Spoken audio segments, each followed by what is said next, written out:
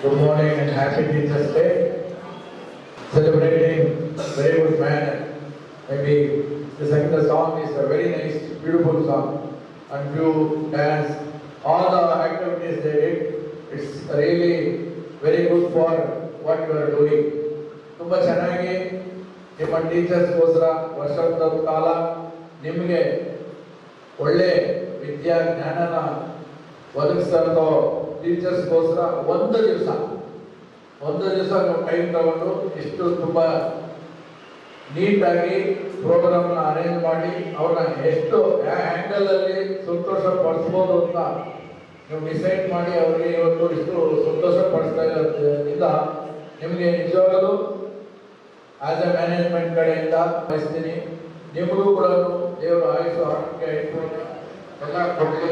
ಇದೇ ಥರ ಮುಂದೆ ಹೈಯರ್ ಎಜುಕೇಶನ್ ಪ್ರೋಗ್ರಾಮ್ ನಿಮ್ಮ ಒಂದು ಟೀಚರ್ಸ್ನ ಯಾವಾಗೂ ಗುರುತಿಸ್ಬೇಕು.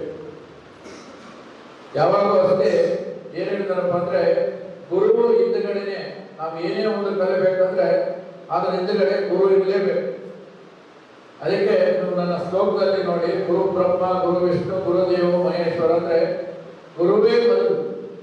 ಗುರುವಿಗೆ ಯಾರು ಒಳ್ಳೆ ಬೆಲೆ ಕೊಡ್ತಾರೋ, ಗುರುವಿಗೆ ಯಾರು ಕ್ಲಾಸ್ ಬಂದ ತಕ್ಷಣನೇ ಅವರಿಗೆ ಯಾರು ಒಳ್ಳೆ ರೆಸ್ಪೆಕ್ಟ್ ಕೊಡ್ತಾರೋ ಆಟೋಮೆಟಿಕ್ ಆಗಿ ಅವರಲ್ಲಿರುವಂಥ ಜ್ಞಾನನ ನಾವು ಗ್ರ್ಯಾಪ್ ಮಾಡ್ಬೋದು.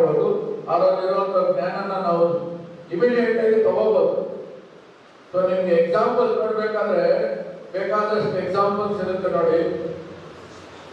ಟೀಚರ್ಸ್ ಟೀಚ್ ಮಾಡ್ತಾ ಇರ್ತಾರೆ, ಫಸ್ಟ್ ಬೆಂಚ್ ಸೆಕೆಂಡ್ ಬೆಂಚ್ ಅಲ್ಲಿರೋ ಮಕ್ಕಳು ತುಂಬಾ ಚೆನ್ನಾಗಿ ಓದ್ತಾರೆ. ನಾರ್ಮಲ್ ಆಗಿ ನೋಡಿ, ಫಸ್ಟ್ ಬೆಂಚ್ ಸೆಕೆಂಡ್ ಬೆಂಚ್ ಅಲ್ಲಿ, ಲಾಸ್ಟ್ ಬೆಂಚ್ ಅಲ್ಲಿರುವಂತ ಮಕ್ಕಳು ಸ್ಕೋರ್ ಚೆನ್ನಾಗಿ ಮಾಡಲ್ಲ.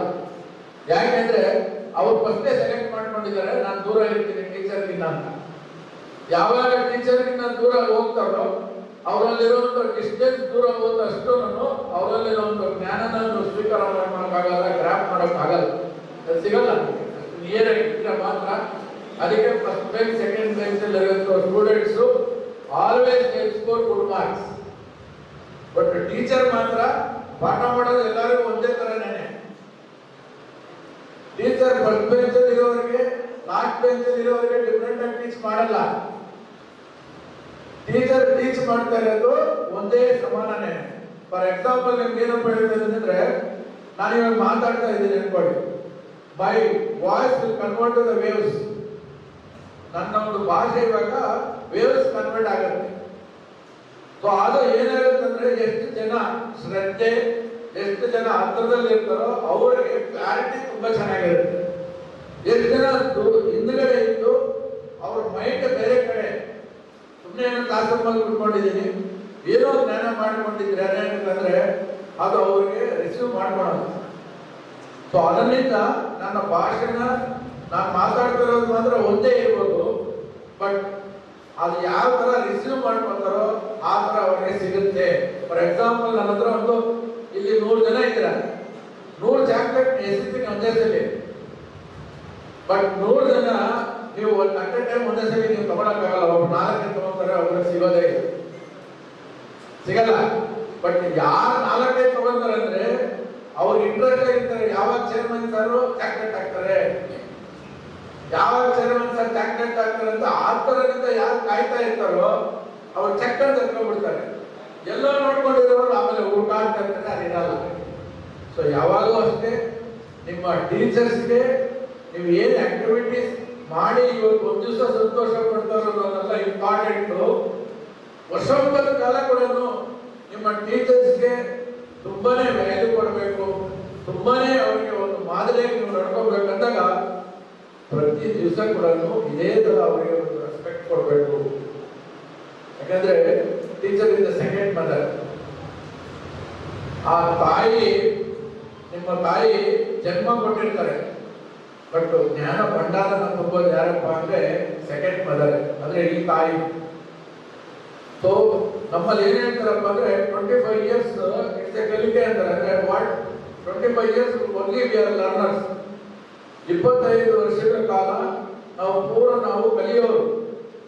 ನಮ್ಮ ಲೈಫ್ ಎಷ್ಟಪ್ಪ ಅಂದ್ರೆ 100 years. ಅದನ್ನ ನಾವು ಯಾವ ತರ ಬೇಕಾದ್ರೆ ಆ ತರ ಯೂಸ್ ಮಾಡ್ಕೋಬಹುದು. ಕುಡ್ದು 25 ವರ್ಷಕ್ಕೆ ಹೋಗ್ಬೋದು. ನಮ್ಮ ಲೈಫ್ನ ನಾವು ಯಾವ ತರ ಬೇಕಾದ್ರೆ ಕೂಡ ಮಾಡ್ಕೋಬಹುದು. 100 ವರ್ಷ ದಾಟಿರೋರು ಕೂಡ ಇದ್ದಾರೆ. ಸೊ ನಮ್ಮ ಒಂದು ಪ್ರಾಕ್ಟೀಸ್ಗಳು, ನಮ್ಮ ಒಂದು ಇದು ಯಾವ ತರ ಇರ್ಬೇಕಂದಾಗ 25 ವರ್ಷ ನಾವು ಏನು ಕಲಿತೀವೋ 75 ವರ್ಷ ಅದನ್ನ ರಿಪ್ಲೇಸ್ ಮಾಡ್ಕೋಬಹುದು. ಸೊ ಈ 25 ವರ್ಷ ಏನ್ ಕಲಿಬೇಕು, ಏನ್ ಕಲಿಬಹುದು?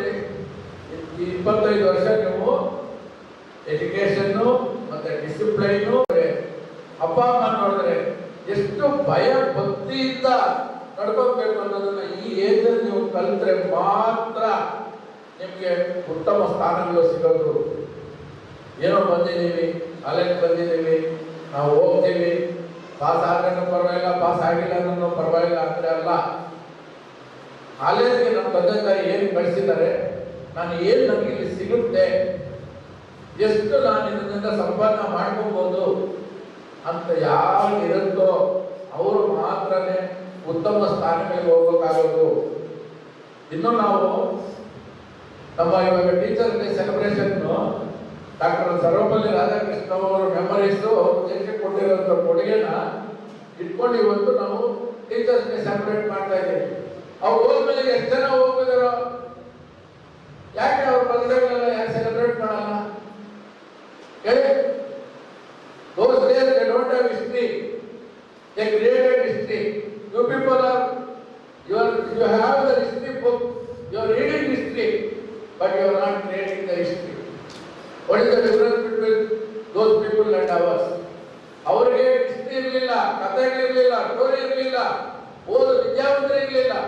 ಆ ಕಾಲದಲ್ಲಿ ಕ್ರಿಯೇಟೆಡ್ ಹಿಸ್ಟ್ರಿ. ನಿಮಗೆ ಹಿಸ್ಟ್ರಿ ಟೀಚರ್ ಇದ್ದಾರೆ, ಹಿಸ್ಟ್ರಿ ಬುಕ್ ಇದೆ, ಹಿಸ್ಟ್ರಿ ಓದ್ತೀರಾ, but you are not creating the history ಅಂತ. What is the difference between ಅವರು ನಮ್ಗೆ ಏನು ವ್ಯತ್ಯಾಸ? ಏನು ವ್ಯತ್ಯಾಸ ಹೇಳಿ? ಶ್ರದ್ಧೆ, ಭಕ್ತಿ, ಭಯ. ಎಲ್ಲಿ ಈ ಮೂರು ಇರ್ತದೋ ಅಲ್ಲಿ ಯಾವಾಗಲೂ ದೇವರು ಇರ್ತಾರೆ, ಯಾವಾಗಲೂ ನಮಗೆ ಒಳ್ಳೇದಾಗುತ್ತೆ. ಸೊ ದಯವಿಟ್ಟು ಮೈ ಸಿನ್ಸಿಯರ್ ರಿಕ್ವೆಸ್ಟ್, ಟೀಚರ್ಸ್ಗೆ ದಿವಸ ಟೀಚರ್ಸ್ಗೂ ಅಷ್ಟೇ, ಈ ಒಂದು ಟೀಚರ್ಸ್ ಆಫೀಸ್ ನೋಬಲ್ ಪ್ರೊಫೆಷನಲ್ ಅಂತಾರೆ. ಈ ಒಂದು ಜಾಬ್ಗೆ ಇವರು ಬಂದಿದ್ದಾರೆ ಅಂದ್ರೆ it is completely god gift. ಎಷ್ಟೋ ಜನ ಎಷ್ಟೋ ಜಾಬಲ್ಲಿ ದುಡ್ಡು ಸಂಪಾದನೆ ಮಾಡಬಹುದು, but you people are what you are doing, what you are creating for this upcoming generation students. Now it is amazing. You can't measure for anywhere this. ಇಂಥ ಒಂದು ವೃತ್ತಿ, ಇಂಥ ಒಂದು ಜಾಬ್ ಭಗವಂತ ನಿಮಗೆ ಕೊಟ್ಟಿದ್ದಾನಂದ್ರೆ ಗಾಡ್ ಗಿಫ್ಟ್ ನಿಮಗೆ. ಬಟ್ ಇದನ್ನ ನೀವು ಎಷ್ಟು ನೀವು ಇಲ್ಲಿ ಒಳ್ಳೆ ಓದೋರು ಇರ್ತಿದ್ದಾರೆ, ಓದಿರೋರು ಇರ್ತಾರೆ, ಹುಟ್ಟಾಟ ಮಾಡೋರು ಇರ್ತಾರೆ, ತೀಟೆ ಮಾಡೋರು ಇರ್ತಾರೆ. ಬಟ್ ಆಸ್ ಎ ಮದರ್ಗೆ ಇಬ್ಬರು ಮಕ್ಕಳು, 3 ಜನ ಮಕ್ಕಳಿದ್ರೆ ಓದೋರು ಇಂಪಾರ್ಟೆಂಟ್, ಓದಿರೋರು ಇಂಪಾರ್ಟೆಂಟ್, ತೀಟೆ ಮಾಡೋರು ಇಂಪಾರ್ಟೆಂಟ್. ಅದೇ ಥರ ಮದರ್ ರೋಲ್ ದೇವರು ಕೊಟ್ಟಿರುವಾಗ ಈ ಮಕ್ಕಳನ್ನೆಲ್ಲ ಯಾರು ಚೆನ್ನಾಗಿ ಓದೋರಿಗೆ ಏನು ಮಾಡಬೇಕು, ಓದಿರೋರಿಗೆ ಏನು ಮಾಡಬೇಕು, ಸೊ ಎಲ್ಲರೂ ಒಂದು ಈಕ್ವಲ್ ಆಗಿ ತಗೊಂಡೋಗಿ ಎಲ್ಲರನ್ನೂ ನಾವು ಒಳ್ಳೆ ಸಿಟಿಸನ್ ಆಗಿ, ನಾವು ಏನು ಜಾಬ್ ಹೋಗ್ತಾರೋ, ಇಂಜಿನಿಯರ್ ಆಗ್ತಾರೋ, ಡಾಕ್ಟರ್ ಆಗ್ತಾರೋ, ಮೆಡಿಕಲ್ ಫೀಲ್ಡ್ಗೆ ಹೋಗ್ತಾರೋ ನಮ್ಗೆ ಬೇಕಾಗಿಲ್ಲ. ಬಟ್ ನಾವು ಒಳ್ಳೆ ಸಿಟಿಸನ್ ಆಗಿ ಹೊರಗಡೆ ಕೊಟ್ಟರೆ ಸಾಕು.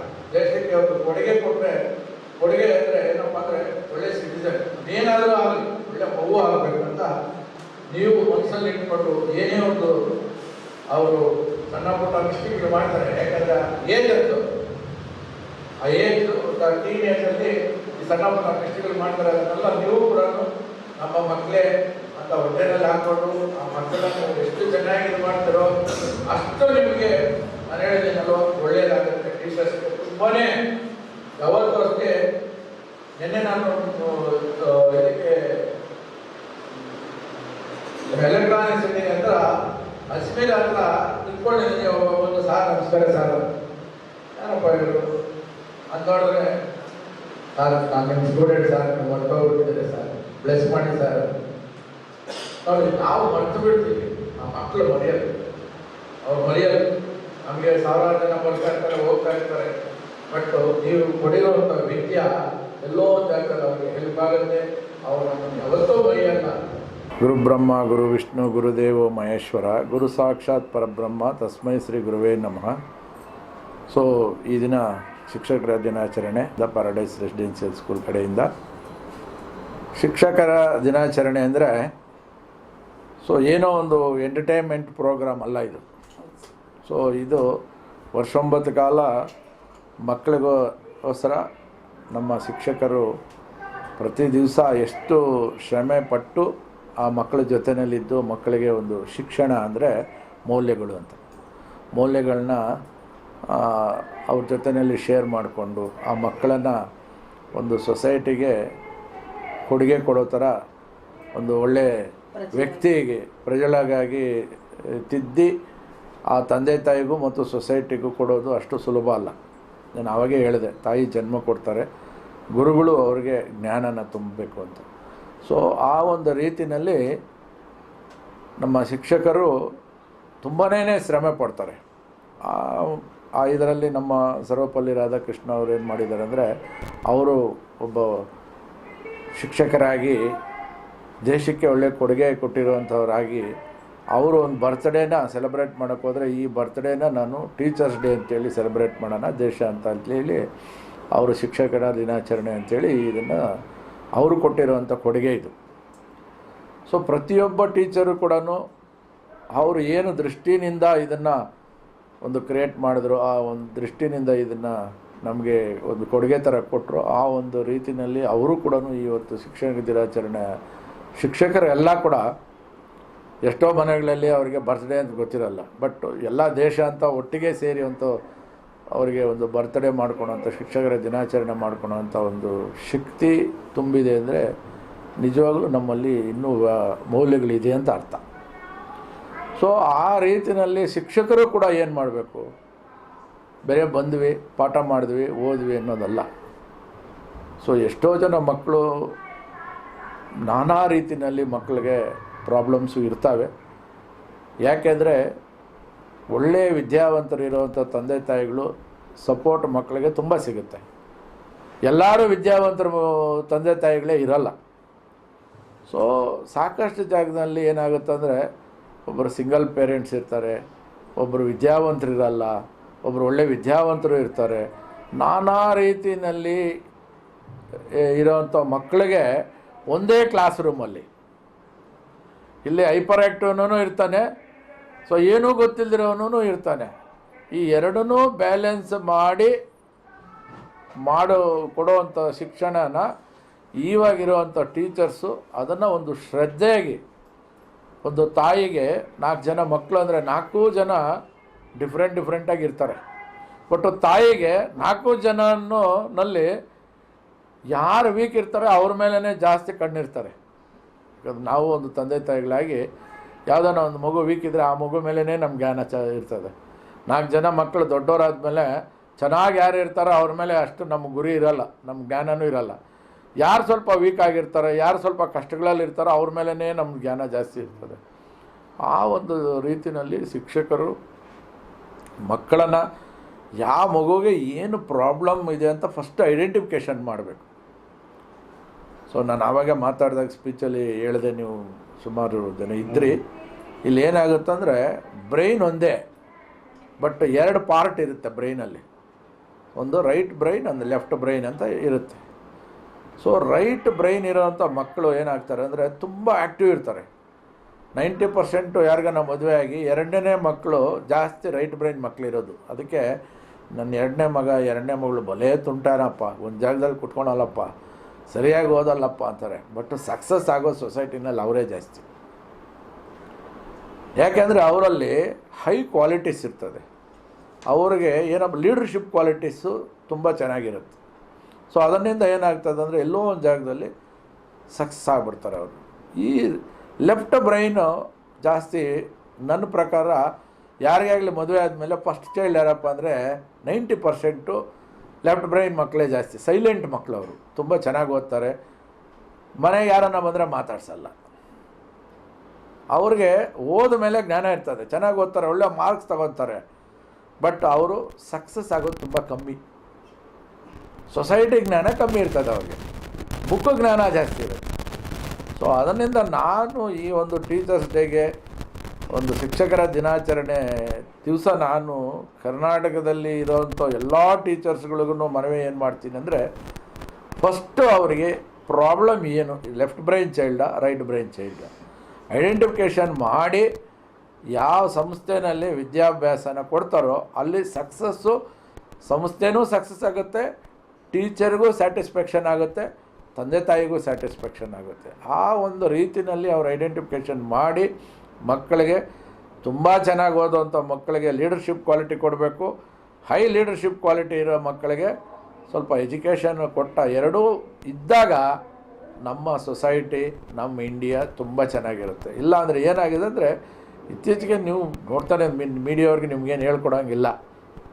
ಒಬ್ಬ IAS ಆಫೀಸರ್ ಆಗಿರೋನು ಒಬ್ಬ ಏನೂ ಬರೆದಿರೋ, ಅವ್ರಿಗೆ ಹೆಸರು ಬರೆಯೋದು ಮಾತ್ರ ಗೊತ್ತಿರ್ತದೆ. ಸಾಕಷ್ಟು ಒಂದು ಇತ್ತೀಚೆಗೆ ಪರವಾಗಿಲ್ಲ, ಸ್ವಲ್ಪ ಎಜುಕೇಟೆಡ್ಸು ರಾಜಕೀಯದಲ್ಲಿ ಬರ್ತಾ ಇದ್ದಾರೆ. ಅದಕ್ಕೆ ಮುಂಚೆ ಅಂತೂ ರಾಜಕೀಯದಲ್ಲಿ 90% ಎಜುಕೇಟೆಡ್ಸ್ ಇರಲಿಲ್ಲ. ಬಟ್ ಅವರು ಕೆಳಗಡೆ ಕೆಲಸ ಮಾಡೋದು IAS IPS ಅವರು. ಅವ್ರಿಗೆ ಸಿಗ್ನೇಚರ್ ಮಾಡೋದು ಬಿಟ್ಟರೆ ಬೇರೆ ಏನು ಕಲ್ತ್ಕೊಂಡಿರಲ್ಲ. ಚೆಕ್ ಬುಕ್ಕಲ್ಲಿ ಸಿಗ್ನೇಚರ್ ಮಾಡೋದು ಕಲ್ತ್ಕೊಂಡಿರ್ತಾರೆ. ಬಟ್ ರೂಲ್ ಮಾಡೋದು IAS IPS ಅವ್ರನ್ನ ಡಿಸ್ಟಿಕ್ ಒಬ್ಬ ಕಲೆಕ್ಟರ್ ಅಂದರೆ ಕಲೆಕ್ಟರ್ ಇವ್ರ ಅಂಡರಲ್ಲಿ ಕೆಲಸ ಮಾಡಬೇಕು. ದೇಶ ಎಲ್ಲಿ ಚೆನ್ನಾಗಿರುತ್ತೆ? ದೇಶನ ಸುಭದ್ರವಾಗಿ ನಮ್ಮ ಇಂಡಿಯಾನಲ್ಲಿ ಇರೋವಂಥ ರಾ ಮೆಟೀರಿಯಲ್ ಆಗಲಿ, ಇಂಡಿಯಾನಲ್ಲಿರೋವಂಥ ಫಾರ್ಮರ್ಸ್ ಆಗಲಿ, ಇಂಡಿಯಾನಲ್ಲಿ ಇಲ್ದಿರೋದು ಯಾವ ದೇಶದಲ್ಲೂ ಇಲ್ಲ. ಇಲ್ಲಿ ನಿಮಗೆ ಏನು ಇಜ್ಜಲಿಂದ ಹಿಡ್ಕೊಂಡು ಚಿನ್ನವರೆಗೂ ಸಿಗುವಂಥ ದೇಶ ಯಾವುದಪ್ಪ ಅಂದರೆ ಇಂಡಿಯಾನೇ. ಇಲ್ಲಿ ಸ್ಟೇಟ್ ವೈಸ್ ಸಾಯಿಲ್ ಇದೆ, ಸ್ಟೇಟ್ ವೈಸ್ ಫಾರ್ಮರ್ಸ್ ಇದ್ದಾರೆ, ಸ್ಟೇಟ್ ವೈಸ್ ಕಷ್ಟಪಡುವಂಥ ಜನನೂ ಇದ್ದಾರೆ. ನಮ್ಮದು ಬೇರೆ ಕಂಟ್ರಿಗೆಲ್ಲ ಲೆಕ್ಕ ಹಾಕೊಳಕ್ಕೆ ಹೋದರೆ ಅಮೇರಿಕನ್ ಡಾಲರ್ಸ್ಗೂ ನಮಗೂ ಎಷ್ಟಪ್ಪ ಅಂದರೆ 100 ಅಂತ ಡಿಫ್ರೆನ್ಸ್. ನಮ್ಮದು 100 ರೂಪಾಯಿ ಕೊಟ್ಟರೆ ಅವ್ರು 1 ರೂಪಾಯಿ ಅಂದರೆ ನಾವು ಇನ್ನೂ ಎಲ್ಲಿದ್ದೀವಿ ಅಂದರೆ 100 ಪಟ್ಟು ಡಿಫ್ರೆನ್ಸ್ ಇದ್ದೀವಿ. ಏನಿದೆ ಅಲ್ಲಿ? ಅವ್ರಿಗೂ ನಮಗೂ ಡಿಫ್ರೆನ್ಸ್ ಏನಿದೆ? ಅಲ್ಲೇ ನಾನು ಒಳ್ಳೆ ಫಾರ್ಮರ್ಸ್ ಇದ್ದಾರೆ. 6 ತಿಂಗಳು ಮೋಡ ಇಟ್ಕೊಂಡ್ರೆ 6 ತಿಂಗಳು ವರ್ಷ ಇರುತ್ತೆ, 6 ತಿಂಗಳು ಚಳಿನೇ ಇರುತ್ತೆ. ಅಂಥ ಜಾಗದಲ್ಲಿ ಫುಡ್ ಗ್ರೈನ್ಸ್ ಇರುತ್ತೆ. ನಮ್ಮಲ್ಲಿ ಫಾರ್ಮರ್ಸ್ ಇದ್ದಾರೆ, ಸಾಯಿಲ್ ಇದೆ, ಸ್ಟೇಟ್ ವೈಸ್ ಕಷ್ಟಪಟ್ಟವ್ರು ಇದ್ದಾರೆ. ನಮ್ಮಲ್ಲಿ ಫುಡ್ ಗ್ರೈನ್ಸ್ ಇರಲ್ಲ. ಯಾಕೆಂದರೆ ಬೆಳೆಯೋದ್ರಲ್ಲೇ ಆಗಲಿ, ಮಾರ್ಕೆಟಿಂಗ್ ಮಾಡೋದ್ರಲ್ಲೇ ಆಗಲಿ, ಸ್ಟಾಕ್ ಇಡೋದ್ರಲ್ಲೇ ಆಗಲಿ, ಯಾವುದರಲ್ಲಿ ಇಲ್ಲಿ ಎಜುಕೇಟೆಡ್ಸ್ ಇಲ್ಲ.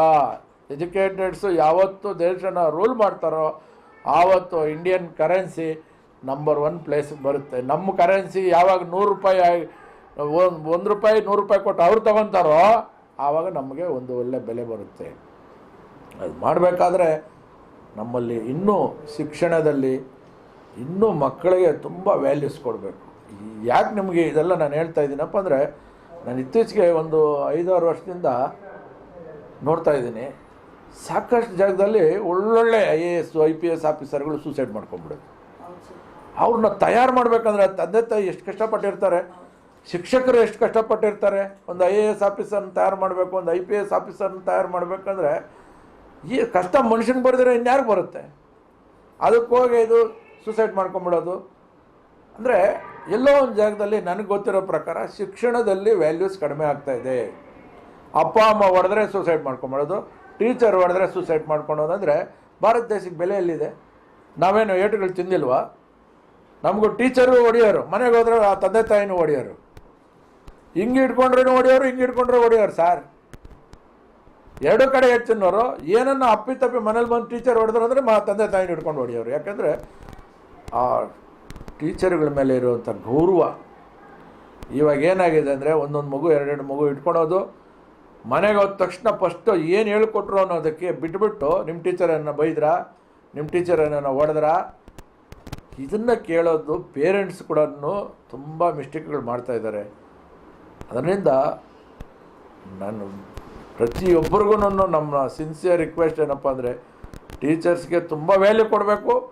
ಟೀಚರ್ಸ್ ಕೂಡ ಈ ಸೊಸೈಟಿನ ತಿದ್ದಬೇಕು. ಈ ಸೊಸೈಟಿಗೆ, ನಮ್ಮ ಇಂಡಿಯಾಗೆ ಒಂದು ಒಳ್ಳೆ ಬೆಲೆ ಬರುವಂಥ ದೇಶ ಮಾಡಬೇಕಂದ್ರೆ ನಮಗೆ ನೆಕ್ಸ್ಟ್ ಜನರೇಷನ್ನು ಲೀಡರ್ಸ್ ತಯಾರಾಗಬೇಕು. ಒಳ್ಳೆ ಲೀಡರ್ಸ್ ಎಲ್ಲಿರ್ತದೋ ಅಲ್ಲಿ ಸುರಕ್ಷಿತವಾಗಿ ದೇಶ ಚೆನ್ನಾಗಿರುತ್ತದೆ. ಯಥಾ ರಾಜ ತಥಾ ಪ್ರಜಾ ಅಂತ ನಮ್ಮಲ್ಲಿ ಮುಂಚೆ ಹೇಳ್ತಾ ಇದ್ರು. ಸರ್, ಈಗ ತಾವು ಹೇಳ್ಕೊಂಡ್ರೆ ಗೌರಿ ಗಣೇಶ ಹಬ್ಬದ ಶುಭಾಶಯಗಳು. ಗೌರಿ ಗಣೇಶ ಹಬ್ಬದ ಬಗ್ಗೆ ಅಂತ ತಗೊಂಡಾಗ ನಿಮ್ಮ ಒಂದು ಸಂಸ್ಥೆನಲ್ಲಿ ಹಬ್ಬಗಳದೇ ಒಂದು ಇತಿಹಾಸ ಮಕ್ಕಳಿಗೆ ತೋರಿಸ್ಕೊಡುವಂಥದ್ದು, ಈ ಹಬ್ಬ ಯಾವ ರೀತಿ ಆಚರಣೆ ಮಾಡಬೇಕು ಅನ್ನೋದನ್ನ ತೋರಿಸ್ಕೊಡುವಂಥದ್ದು.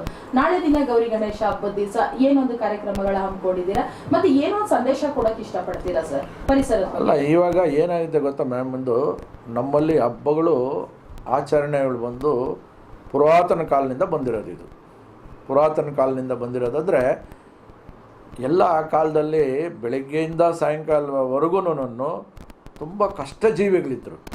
ಕಷ್ಟಜೀವಿಗಳಂದರೆ ಅವರಿಗೆ ವಾರಕ್ಕೆ ಒಂದ್ಸಲಿ ಸ್ನಾನ ಮಾಡ್ಕೊಳಕ್ಕೆ ಕೂಡ ವ್ಯವಸ್ಥೆ ಇರಲಿಲ್ಲ. ಅಂಥ ಕಷ್ಟಜೀವಿಗಳಿಗೆ ದೇವರು ಅಟ್ಲೀಸ್ಟ್ ತಿಂಗಳಿಗೆ ಒಂದ್ಸಲಿ ಒಂದು ಒಳ್ಳೆ ಹಬ್ಬ ಕೊಟ್ಟು, ಆ ಹಬ್ಬದಲ್ಲಿ ಒಳ್ಳೆ, ನಾವು ಡೈಲಿ ಊಟ ಮಾಡ್ತೀವಿ, ಅದೇ ಹಬ್ಬ ಊಟ ಅಂದ್ಕೊಳ್ಳಿ. ಆವಾಗ ಆ ಹಬ್ಬದ ದಿವಸ ಮಾತ್ರನೇ ಅವ್ರಿಗೆ ಒಳ್ಳೆ ಸ್ನಾನ, ಒಳ್ಳೆ ಬಟ್ಟೆ, ಒಳ್ಳೆ ತಿಂಡಿ ಮತ್ತು ಜನಸಂಪರ್ಕ. ಯಾರ್ಯಾರು ಈ ಗೌರಿ ಗಣೇಶ ಹಬ್ಬ ಅಂದರೆ ನಮ್ಮ ಕಡೆ ಈ ಆನೇಕಲ್ ಕಡೆ ಆಲ್ಮೋಸ್ಟ್ ಆಲ್ ಹೆಣ್ಮಕ್ಳನ್ನೆಲ್ಲ ಈ ತಿಂಗಳಲ್ಲಿ ಕರೆಯೋದು, ಹೆಣ್ಮಕ್ಳಿಗೆಲ್ಲ ಒಂದು ತಿಂಗಳು ನಮ್ಮ ಇಟ್ಕೊಳೋದು, ಮುಡಿ ತುಂಬಿ ಕಳಿಸ್ಕೊಡೋದು ಅಭ್ಯಾಸ ಇದು. ಅಂದರೆ ವರ್ಷದಲ್ಲಿ 11 ತಿಂಗಳು ಕೂಡ ಗಂಡನ ಮನೇಲಿದ್ದರೆ ಅಟ್ಲೀಸ್ಟ್ ನಮ್ಮ ಹೆಣ್ಮಗು ಬಂದು 1 ತಿಂಗಳು ನಮ್ಮಲ್ಲಿ ಗೌರಮ್ಮ ಅಂತ ಇದೆ ಅಲ್ಲೇ ಪಕ್ಕದಲ್ಲಿ. ಗೌರಮ್ಮ ನಾಳೆ ಬಂದರೆ ಮತ್ತೆ ಇನ್ನೊಂದು ತಿಂಗಳಲ್ಲೇ ನಾವು ಬಿಡೋದು. ಗೌರಮ್ಮನ ಕರ್ಕೊಂಡೋಗಿ ಗೌರಮ್ಮನ ಕೆರೆ ಹಂಚಿದೆ, ಆ ಕೆರೆನಲ್ಲಿ ಬಿಡ್ತೀವಿ. ಆ ಇಡೀ ಅಲ್ಲಿ ಒಂದು 100-150 ಹಳ್ಳಿಗಳು ಅದೇ ಆಚರಣೆನ ಇವತ್ತು ಇಟ್ಕೊಂಡಿದ್ದಾರೆ. ಯಾಕಂದರೆ ಈ ದೊಡ್ಡವರು ಏನೇ ಒಂದು ಮಾಡಿದರೆ ಕೂಡ ಅದು ನಾನಾ ರೀತಿ ಅರ್ಥಗಳಿರುತ್ತೆ. ಸೊ ಅದರಿಂದ ಇವಾಗ ಏನಾಗಿದೆ ಅಂದರೆ, ಇತ್ತೀಚೆಗೆ ರಜಾ ಕೊಟ್ಟರೆ ಗಂಡ ಹೆಂಡತಿ ಇಬ್ಬರೂ ಪಿಕ್ಚರ್ಗೆ ಹೋಗ್ಬಿಡೋದು.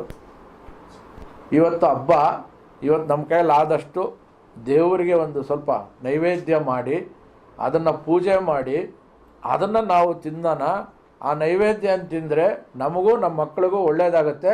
ಮತ್ತು ಅಕ್ಕಪಕ್ಕ ಇರೋರಿಗೆಲ್ಲ ಹಬ್ಬದ ದಿವಸ 4 ಜನಕ್ಕೆ ಊಟ ಹಾಕಿದ್ರೆ ನಮಗೆ ಮಾಡಿರೋ ಸಣ್ಣ ಪಟ್ಟ ಪಾಪಗಳೆಲ್ಲ ಕಳೀತದೆ ಅನ್ನಲ್ಲ.